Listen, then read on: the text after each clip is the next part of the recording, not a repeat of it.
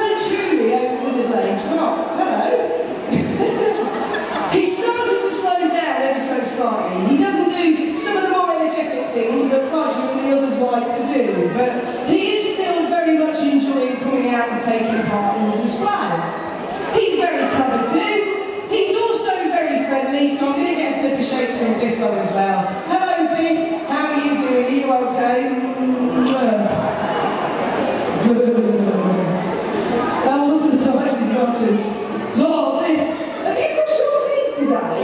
You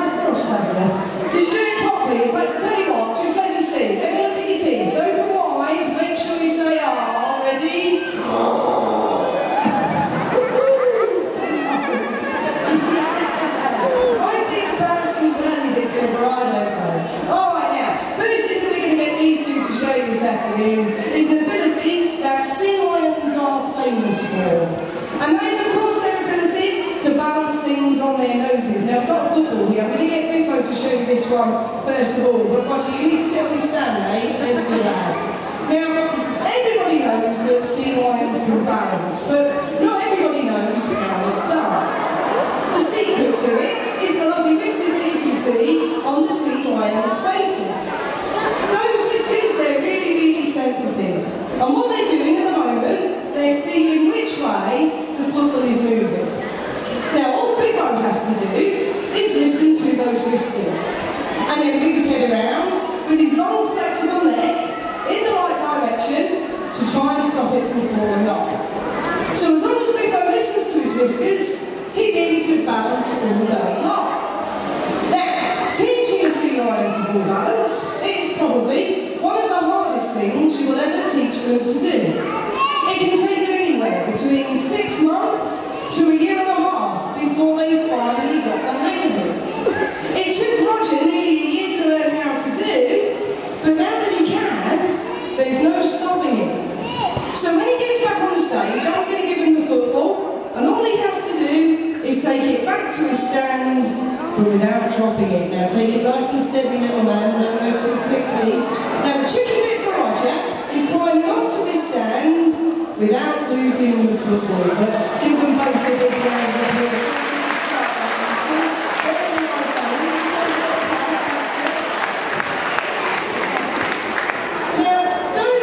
That I was telling you about before, they do have a much more important use. In the wild, sea lions use them to feel for movements and vibrations that are made underneath the water. Doing that helps to tell them if there are any enemies in the area, or if there's any food around, like fish and squid. So the whiskers help them to find their food, avoid their enemies, and balance footballs on their noses. Now this is pretty new for Roger. We've only just started to teach him to do it, so he does get a little bit overexcited, but oh, nearly Roger, nearly onwards in the water. It's okay, you know how to go and get it now, don't you? Or not? What?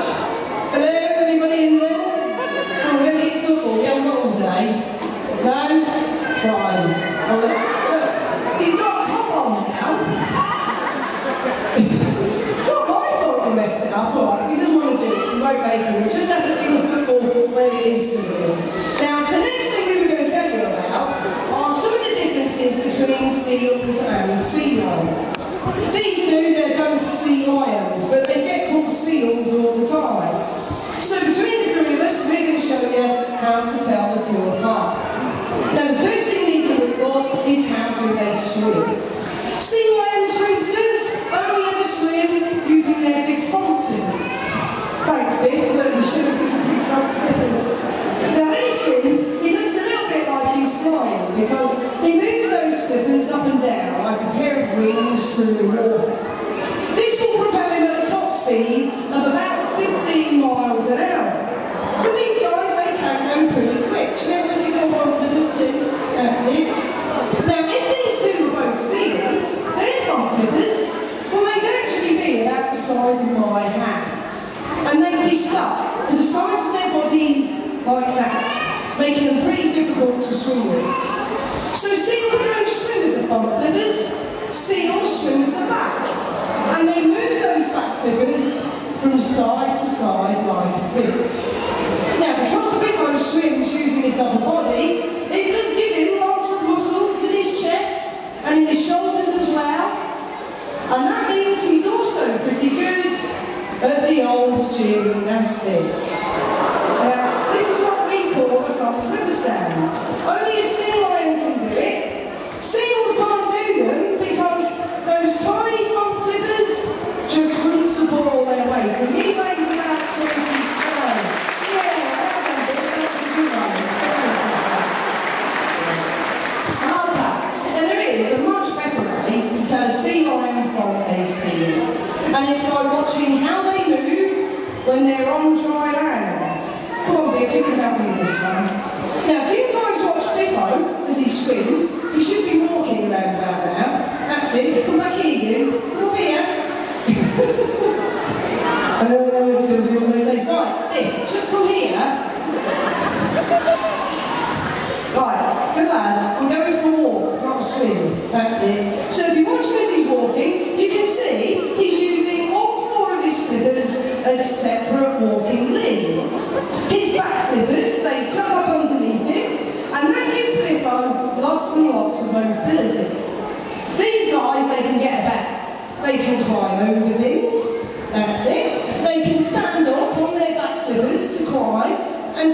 beach things. This is what they look like from behind their stands, so they're always stood up on those back flippers.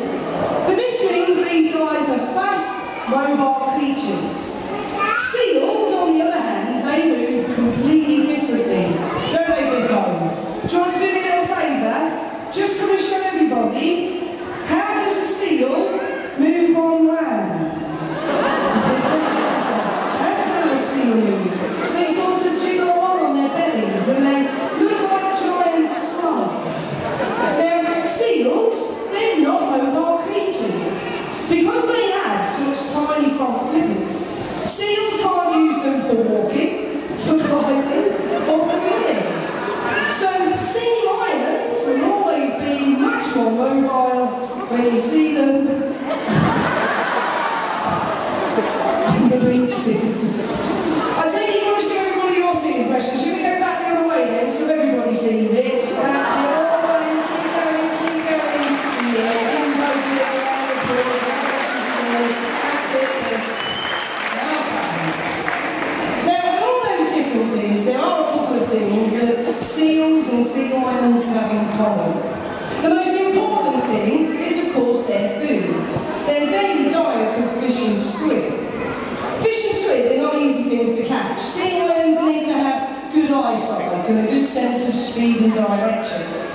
Now, here at Knowsley, we give these guys their food, of course. So, to show you how good they are at catching things, I'm going to throw these 5 rings to little Roger, and let's see how many he can catch over his head. Right, Roger, ready? It's a big moment. Here we go. There's 1, 2, 3, 4. The last one we make a little bit harder. If I give this a spin, it makes it faster and a lot harder for Roger to catch. So if he does, give him a big round of applause for me. All right, Twinkle Toes, you ready? Here it comes. Up. Oh, nearly, it's all right. Well, how long we go? We've got a bit of time. You missed it. That's what happened then. Right, are you ready, Rog? Here it comes. Up.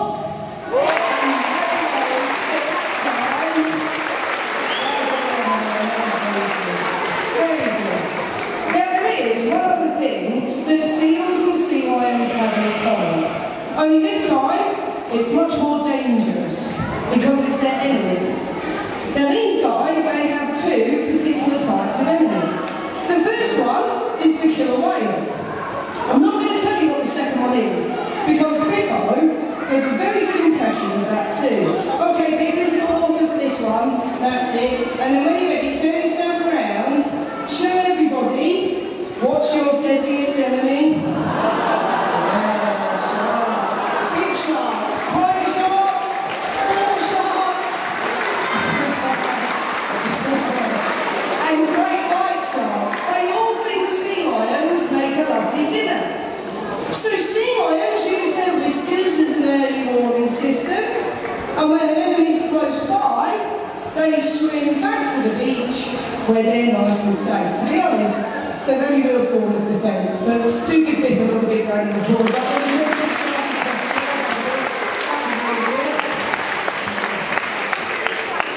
Now, believe it or not, the biggest killer of seals and sea lions in the wild isn't sharks and killer whales. It's us, human beings. Whether it's down to them being caught up in commercial fishing nets, or simply eating the litter that floats about on the ocean's surface. That's actually the biggest killer of these guys in the wild. And it's actually quite a big problem for us here at Knowsley. If you've been to see us in the past few months, chances are you didn't see Bicko doing a display. Bicko's been really quite ill, and we didn't know what was wrong with him, but he was losing weight and he was pretty miserable. He wasn't eating, and of course we had the vet down to him, we had blood tests done, we did all that sort of thing, and we still didn't know what the problem was with him. We found out a few weeks ago what the problem was, and I'm going to show it to you because we kept it. It was this plastic bag, okay? Bicko had eaten it, and that's what was in his system, and that's what was stopping him from wanting to eat and making him lose all the weight. Now it took a good 5 months for this to make its way through before it finally made its way out, but it was this that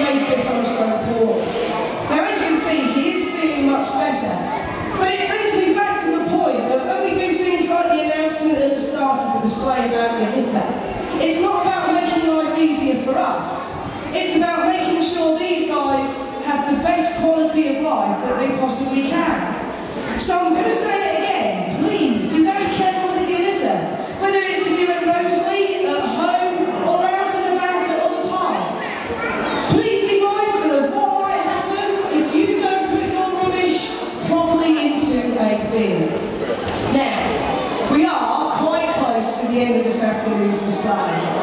Before we go, in a minute, little Roger's going to finish things off with his highball jump.